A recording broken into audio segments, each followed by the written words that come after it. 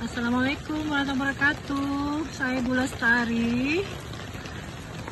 Saat ini saya berada di depan rumah contoh di Tempat 2. Dan ini adalah unit-unit yang lagi dibangun.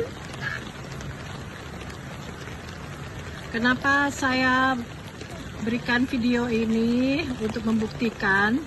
Alhamdulillah, Cendrawasih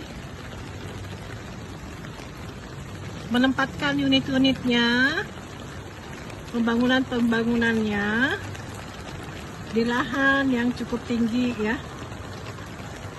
Nah, ini ada genangan karena memang belum ada saluran gotnya. Nah, ini adalah unit-unit kita yang lagi dibangun sekarang.